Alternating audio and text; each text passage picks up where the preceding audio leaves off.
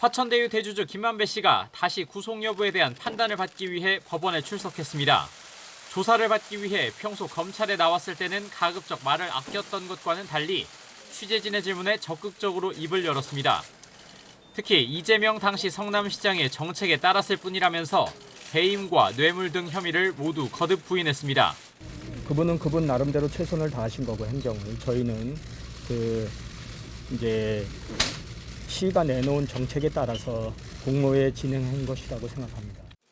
하지만 법원은 신문 뒤 8시간여의 장고 끝에 자정을 넘겨 김만배 씨에 대한 구속영장을 발부했습니다. 재판부는 혐의가 소명될 뿐 아니라 증거 인멸에 염려가 있다고 영장 발부 사유를 밝혔습니다. 미국에서 입국하자마자 체포됐지만 영장 없이 풀려났던 천화동인 4호 실소유주 남욱 변호사 역시 같은 이유로 이번엔 구속을 피하지 못했습니다.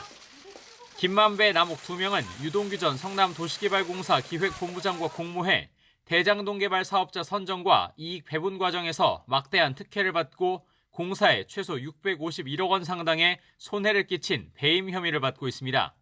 또 김 씨는 유 전 본부장에게 특혜 대가로 700억 원을 주기로 약속하고 화천대유 회사 돈을 빼돌려서 실제로 5억 원을 건넨 혐의 등도 적용됐습니다. PPT 자료까지 활용해 공방이 벌어진 영장심사에서는 배임 혐의가 가장 큰 쟁점이 됐습니다.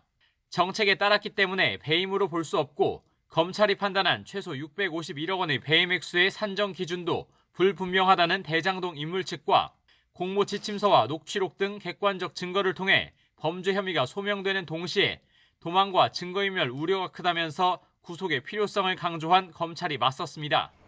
법원은 결국 앞선 영장 기각과 석방으로 절치부심 칼을 갈아온 검찰의 손을 들어줬습니다.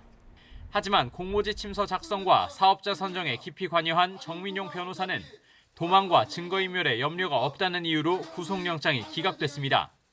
핵심 인물들에 대한 신병 확보로 명예회복에 성공한 검찰의 칼끝은 이제 더 윗선을 겨냥할 전망입니다. YTN 우철입니다.